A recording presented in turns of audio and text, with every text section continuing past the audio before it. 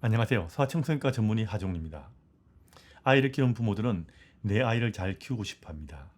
물론 여러 가지 비법들이 있겠지만 아이들에게 부모가 꼭 가르쳐야 할 것은 아이 자신의 한계입니다. 오늘은 아이의 한계를 가르치기 위한 한 가지 팁을 말씀을 드리겠습니다.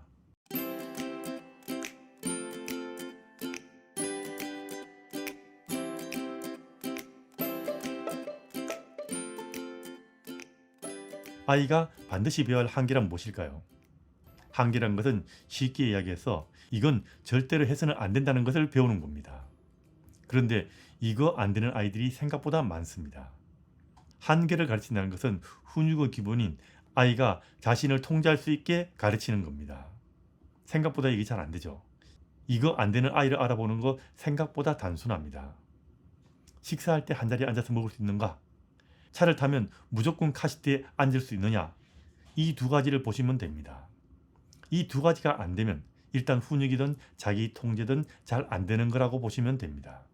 물론 부모가 이런 거 왜 해? 라고 생각하신다면 아이들은 당연히 이런 거 못합니다. 하지만 부모가 이런 거 해야 한다고 생각하는데 아이가 못한다면 이건 문제인 겁니다. 그럼 어떻게 해야 될까요? 예를 든 것과 마찬가지입니다. 만일 식사 중에 자리를 떠난다면 이거부터 절대로 안 된다는 것을 먼저 가르치는 것이 중요합니다. 밥 먹는 중에는 단 한 번도 부모의 허락 없이 자리를 떠날 수 없고 일단 자리를 떠나면 식사는 끝이다 라는 것을 가르치는 것이 중요합니다. 이건 집에서만 잘하는 것이 아니고 아이가 마음 편하게 일어날 수 있는 식당에서도 자리를 떠나지 않는 것을 하고 있어야 됩니다. 집에서 잘하는데 식당에서 예를 들어 앉아서 애가 마음대로 일어날 수 있는 그런 위치에서 아이가 일어난다. 이건 역시 안 되는 거나 마찬가지입니다. 그리고 10번 중에 9번은 잘 앉아서 먹는데 한 번 정도 일어나니까 이거 잘하는 거 아니냐고 말하시는 부모도 있는데 우리가 법을 99번 지키고 한 번 어기면 법을 지키는 겁니까? 어기는 겁니까?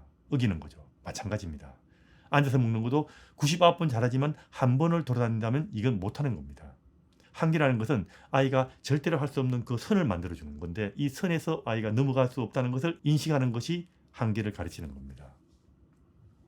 마찬가지로 카시트 사용 역시 단 한 번도 양보해서는 안 됩니다.